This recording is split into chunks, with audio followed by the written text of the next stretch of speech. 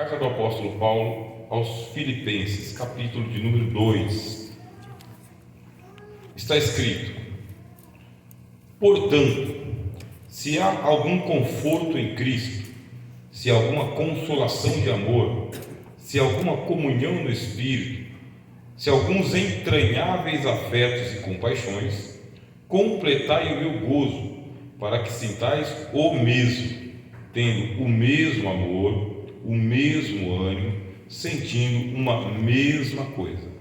Nada façais por contenda ou por vanglória, mas por humildade. Cada um considere os outros superiores a si mesmo. Não atente cada um para o que é propriamente seu, mas cada qual também para o que é dos outros. De sorte que haja em vós o mesmo sentimento que houve também em Cristo Jesus, que, sendo em forma de Deus, não teve por usurpação ser igual a Deus, mas aniquilou-se a si mesmo, tomando a forma de servo, fazendo-se semelhante aos homens, e achado na forma de homem, humilhou-se a si mesmo, sendo obediente até a morte, e morte de cruz. Pelo que também Deus o exaltou soberanamente e lhe deu um nome que é sobre todo nome, para que ao nome de Jesus se dobre todo o joelho dos que estão nos céus, na terra e debaixo da terra, e toda língua confesse que Jesus Cristo é o Senhor, para a glória de Deus Pai. Amém. Essa mensagem que o Espírito Santo quer falar conosco nessa noite, ela é urgente, mas ela é aquela urgência com muita urgência mesmo. E por quê? Por causa que às vezes nós temos a impressão de que nós não estamos lendo a mesma Bíblia. A impressão é essa: será que estamos lendo a mesma Bíblia? Será que nós somos participantes do mesmo Espírito Santo? Será que nós estamos ouvindo o mesmo Evangelho? Será que nós somos todos de uma só igreja? A mesma igreja? O mesmo ministério? Será que todos nós vamos para o mesmo céu? Para adorar o mesmo Salvador?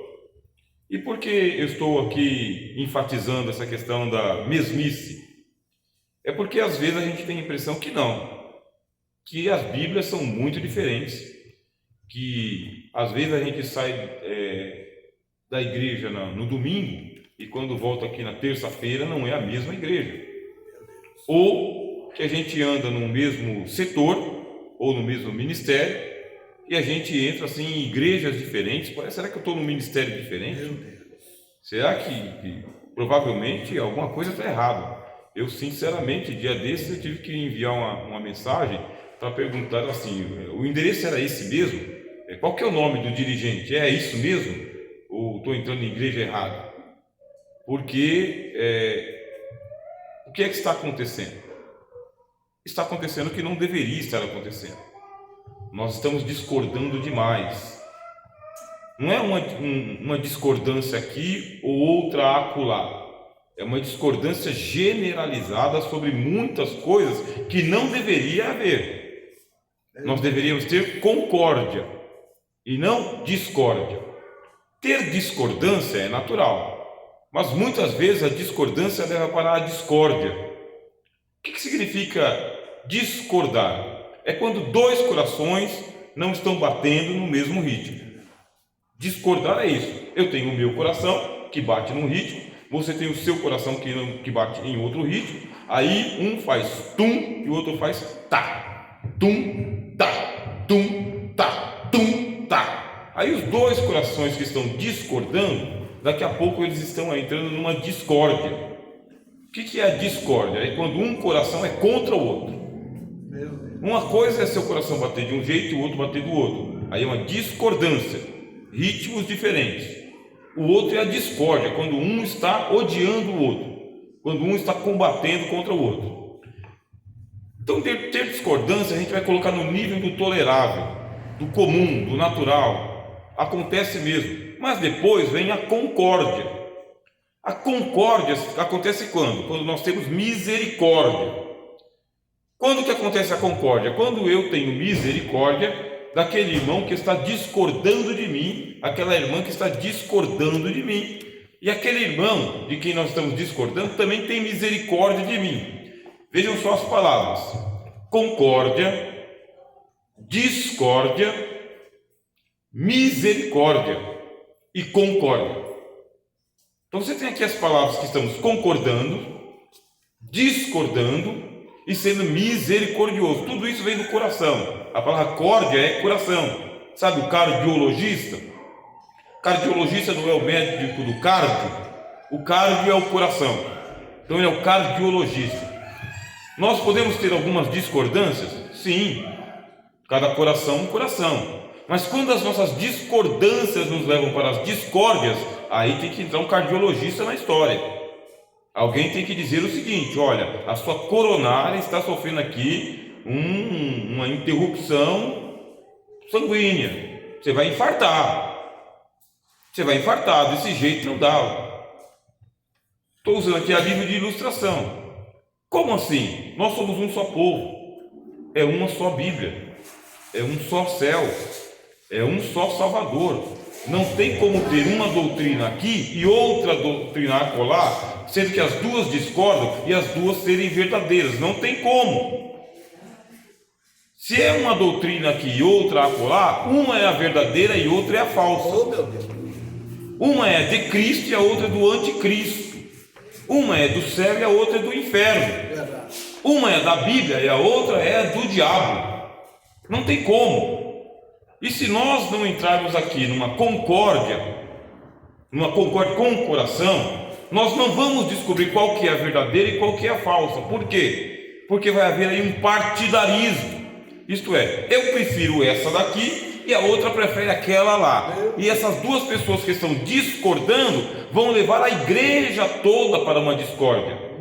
Se você ler toda a carta de Paulo aos Filipenses, lá no capítulo de número 4, e a orientação que eu recebi do nosso pastor Davi, do nosso pastor Paulo Moura, é que o culto de terça-feira seja bem de ensinamento mesmo.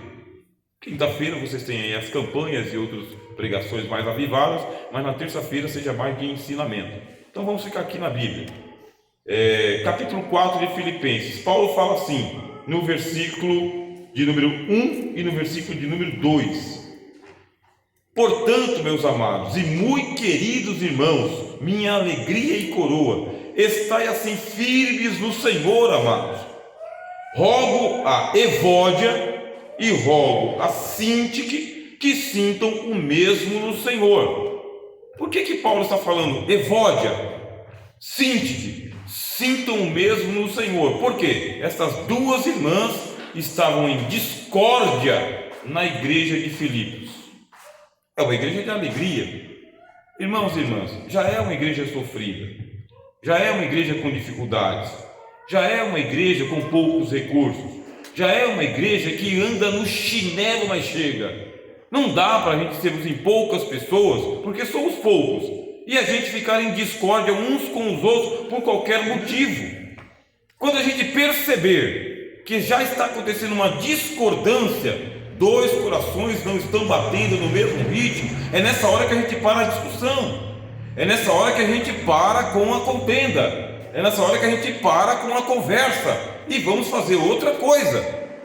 Essas duas irmãs ali, Evódia e Síntique, eram amigas do apóstolo Paulo, mas elas estavam em discórdia na igreja, e Paulo falou assim: eu rogo, não é que eu estou pedindo, eu estou me humilhando para vocês, minhas irmãs. O pastor da igreja está se humilhando diante de duas irmãs, rogando para as duas irmãs que comecem a voltar a sentir o mesmo. O mesmo. Nós temos que parar com contendas. Nós temos que parar com discórdias. Nós temos que parar com discussões.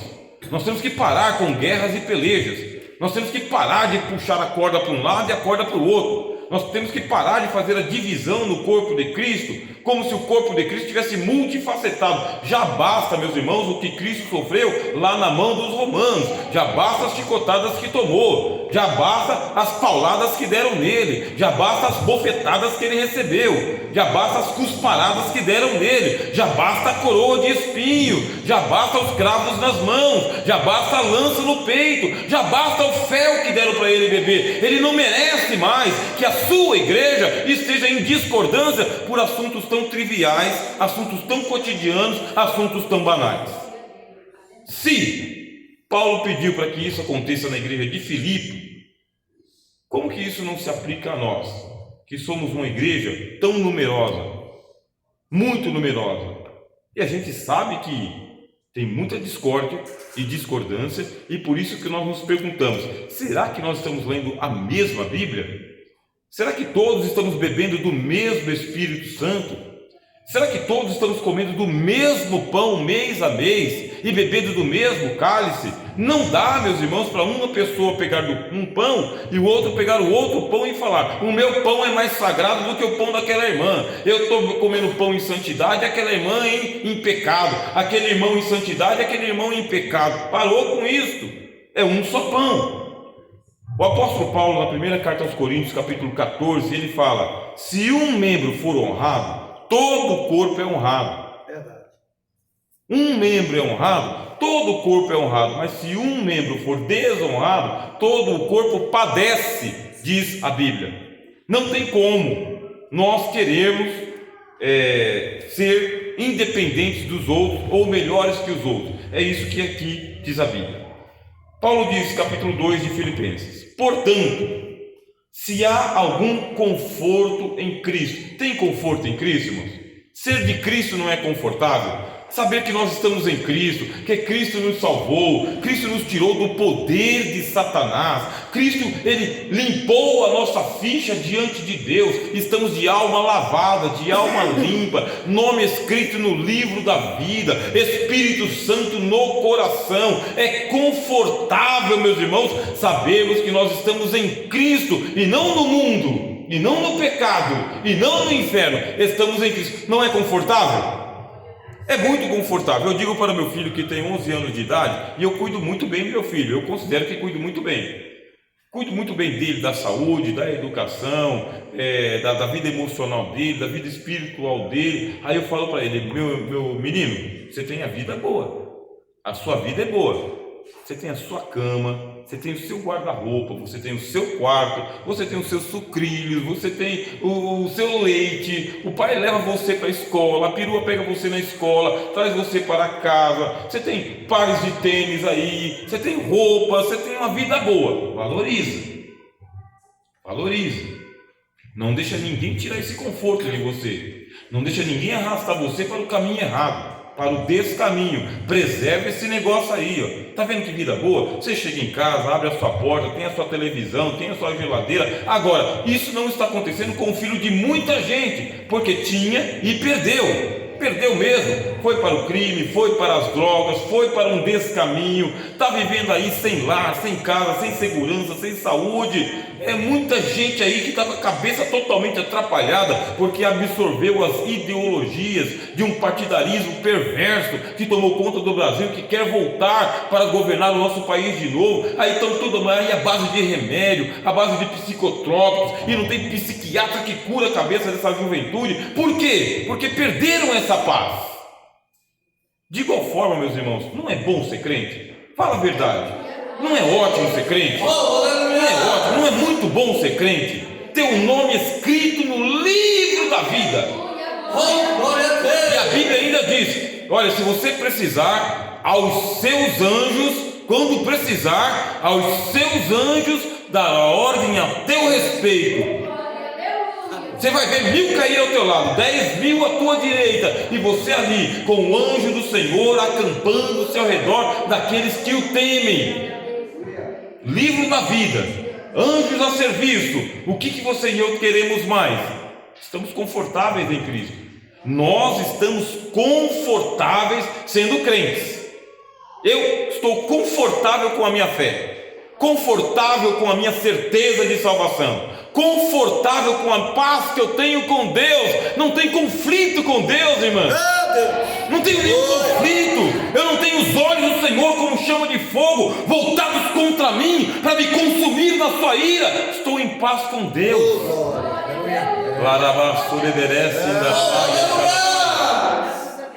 O apóstolo Paulo falou: sendo, pois, justificados pela fé, temos paz com Deus. Deus está em paz com você. Não tem acusação contra você no céu. Quem intentará acusação contra os escolhidos de Deus? Deus elegeu esse povo. Quem te separará do amor de Deus em Cristo Jesus? A nudez, a fome, a espada, a perseguição, o presente, o porvir. Ninguém vai te separar do amor de Deus em Cristo Jesus. Você está em paz. Notícia desta noite: uma das nossas irmãs está em paz, nos braços do Pai, na glória. É isso que nós estamos falando. Passagem está garantida, nome no livro da vida. A sua vida é confortável, irmão. A sua vida é confortável, minha irmã. Ela é confortável. Você tem um conforto em Cristo. Conforto. E Paulo fala: se há algum conforto em Cristo, se alguma consolação de amor, porque Deus sabe que a gente padece tribulações, angústias, decepções, sofrimento, e a gente fala: por que eu estou passando por isso? Por que o Senhor não me tira disso? Nesta hora, ao invés de Deus tirar você, Ele vem e fica com você.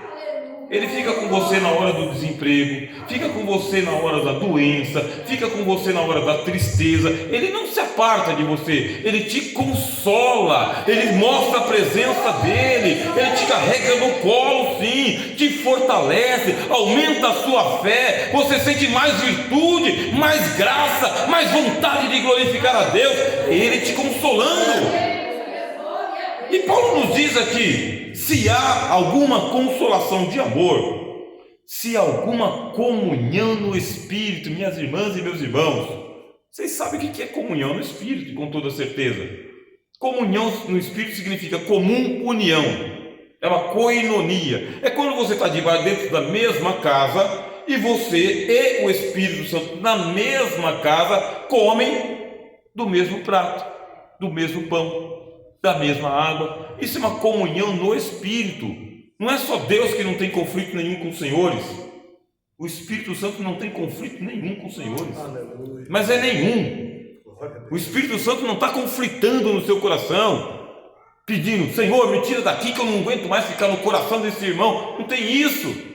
Muito pelo contrário, a Bíblia diz que o Espírito Santo foi derramado em nossos corações pelo amor que Deus tem para conosco. Mais ainda, que o mesmo Espírito Santo intercede por nós até quando nós estamos ali sem saber como orar, sem saber como pedir. Nós não sabemos como pedir. Senhor, eu não sei o que pedir. Fica calmo. Eu estou aqui com você, eu já estou intercedendo por Deus a seu favor. Mas Senhor, eu não tenho palavras nesta noite. Acalma o teu coração. Ele não precisa de palavras, ele precisa de gemidos. E eu sei gemer diante de Deus, diz o Espírito Santo. Senhor, eu estou tão cansado nessa noite que eu não consigo dobrar os joelhos para orar, Senhor, antes de dormir. Eu vou deitar aqui na cama, Senhor, e o Senhor me perdoe. Quando você dorme, o Espírito Santo continua intercedendo por você. Quando você acorda pela manhã, sua oração está feita diante de Deus pelo Espírito da comunhão. Por isso que a gente mantém a comunhão do Espírito Santo. É assim que a gente despede a igreja. Que a graça do Senhor Jesus, o amor de Deus e a comunhão do Espírito Santo esteja com todos. Por isso que não dá para entristecer o Espírito Santo. Entristecer o Espírito Santo, extinguir o Espírito Santo, blasfemar contra o Espírito Santo, apagar o Espírito Santo, isso é perca de tempo. Muito pelo contrário, vamos manter a comunhão com Ele, vamos louvar ao Senhor, vamos orar no Espírito Santo, andar no Espírito Santo, falar do Espírito Santo e falar: manda mais, Senhor, manda mais, eu quero mais, pode mandar, Senhor. Olha, eu estou cheio, mas se o Senhor quiser mandar, eu ainda transbordo um pouquinho mais. E Deus lá do céu fala: então você vai receber mais graça, mais virtude, mais poder, mais revestimento, mais dons, mais manifestações. manifestação dos dons, e aí você vai ver o Espírito Santo se movendo sobre você. Glória a Deus. Se há alguma comunhão no Espírito Santo e alguns entranháveis afetos e compaixões. O que é entranháveis? É por dentro, de entranhas. É sentir lá dentro, coração pulsando.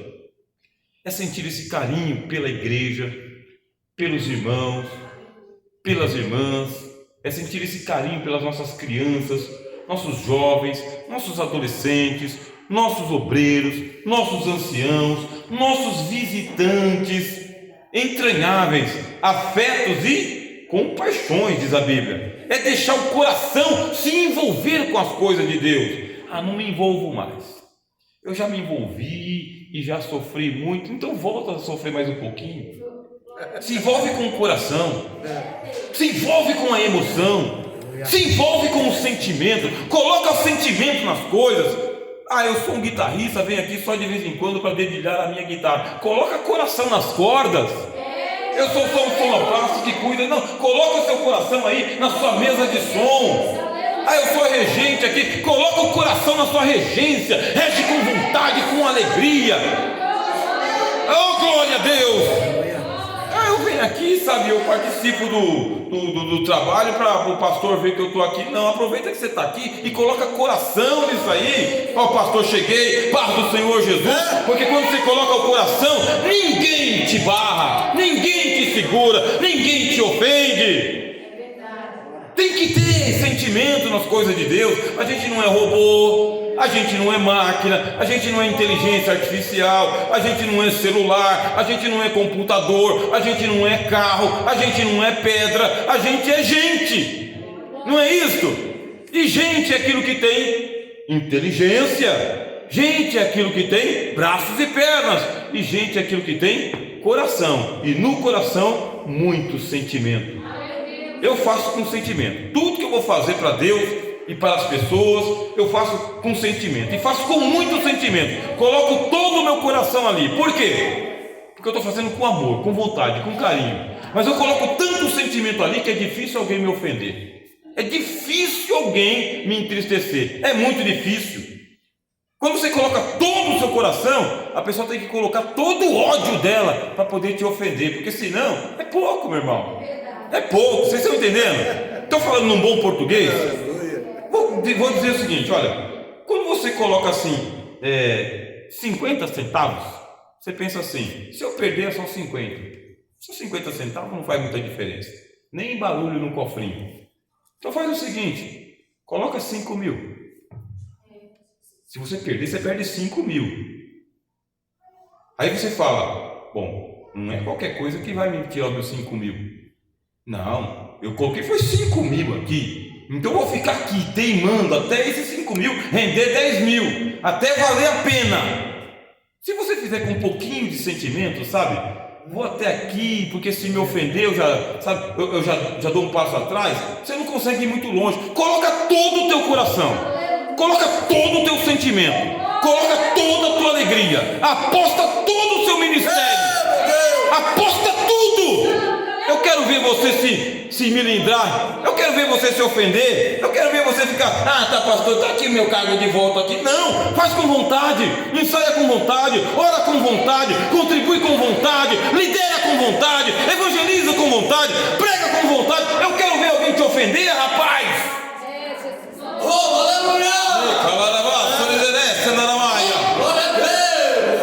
É nesse ponto que eu gosto de Davi.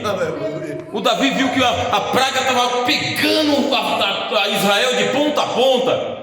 Um anjo do Senhor tinha sido enviado por Deus para punir tudo quanto era israelita. Aí o anjo parou na eira de Araúna, onde foi levantado o templo depois por Salomão. O anjo parou e desembainhou a espada e falou: vem Davi, estou aqui esperando. E o Davi: eu vou. E foi até o anjo e perguntou: Senhor, eu que pequei, por que essas ovelhas estão pagando todo mundo? Ele poderia dizer: vou nada, olha o tamanho da espada do anjo, rapaz, isso não é problema meu, né? Já matou todo mundo. Não, o homem foi, chegou e falou: por que está acontecendo isso com o meu povo? Fui eu que pequei, o que tem que ser feito? para que o Senhor tire essa praga de sobre Israel, oferece um sacrifício a Deus. Na hora de oferecer o sacrifício, onde que era? Na eira de Araúna. Onde fica a eira de Araúna? No Monte Moriá. O que é o Monte Moriá? Onde o Abraão tinha feito o sacrifício de Isaac.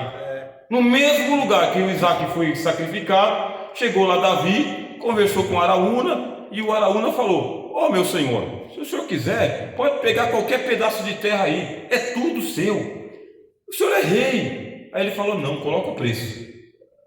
Mas senhor, o senhor não precisa. Você acha que eu vou oferecer ao Senhor alguma coisa que não me custe nada? Nada. Não é por ser rei, não. Eu quero pôr preço. Põe preço aí. O preço que você colocar, eu pago. O Araúna falou: é por tanto. Ele falou: então está aqui o tanto. Comprou a eira. Naquela eira ele fez um sacrifício. Naquela eira que é de Davi, foi levantado o templo de Salomão. Vocês entenderam?